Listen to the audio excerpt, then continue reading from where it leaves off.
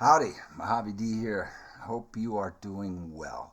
Me, I am doing fantastic because of you. You did this. You did it. So I woke up this morning. It's nighttime now, but I woke up this morning and I fired up the pooter. That's computer. What else could fired up the pooter mean? You dirty-minded varmints. So I fired up the PC and I go to my channel to check, the activity. And there's an analytics page. You go to the analytics page on your channel, and they have all kinds of graphs and charts. And so there's this graph. I'm looking at this graph. It's got the line across the bottom, and then it goes up. You just your typical graph, right? And all along the bottom are all these little blips, like peaks and valleys, peaks and valleys, peaks and valleys. Then all of a sudden, pew!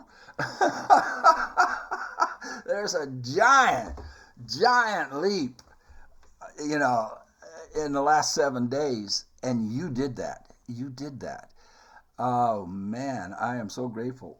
I am truly grateful. And and then there's this box, right? There's this box in the analytics page, and this is percentage of activity, an increase in activity in the last 7 days. 999% increase. That's 1,000%. 1,000% increase in the last 7 days. Thank you, guys. The Red Dead community is gold. You guys are solid gold. I am just blown away. I really am. So, it is New Year's Eve, and so here's to you. Happy New Year. I wish nothing but the best. I wish for all of you to have a very, very good year, and God bless you. Happy New Year.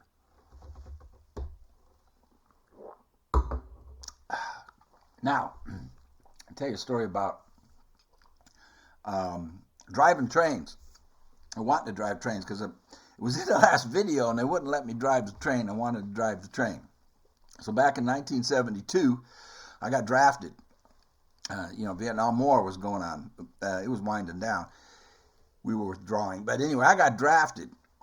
And they put me on a bus because with all the other hicks that lived too far away from a city.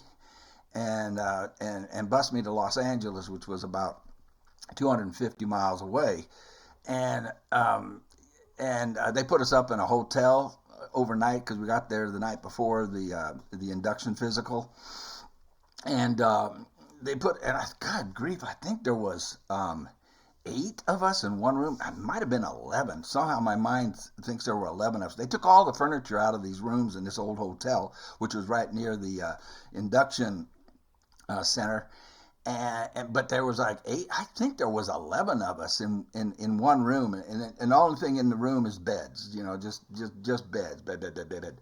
And one guy was so distraught, he was so upset and fearful, I guess. He puked. Yeah, he puked. This is the night before the physical. Yeah, anyway. And so the next morning, they march us in. It's only about a half a block away where the induction center was, and there's hundreds of us there, and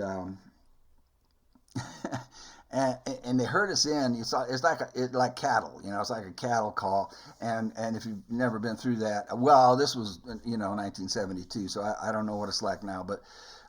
You go from room to room to room, and different doctor, and they're checking different, checking you out, different parts, making sure you fit, and ears, eyes, all that, and different room, different doctor, and all of us, there's hundreds of us, all stripped down to your underwear, right? So there's hundreds of us in there just wearing the what do you call them? Do they call them tighty whities or whitey tight? We called them BBDs. So there's hundreds of guys just in their BBDs, walking through this building. That must have been ugly as sin.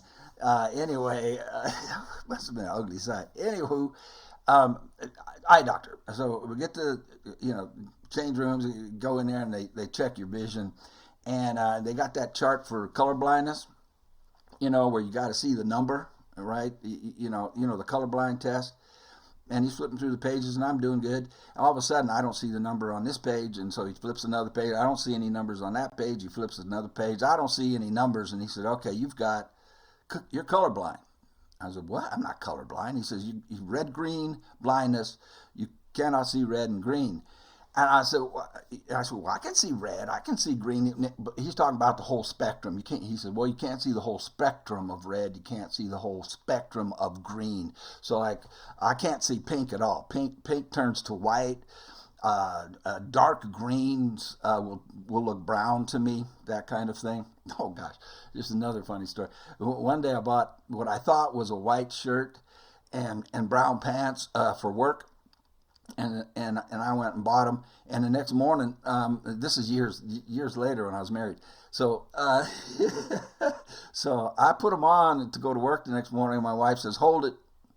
She says, "Where are you going dressed like that?" I said, "To work." I thought I was wearing a white shirt and brown pants.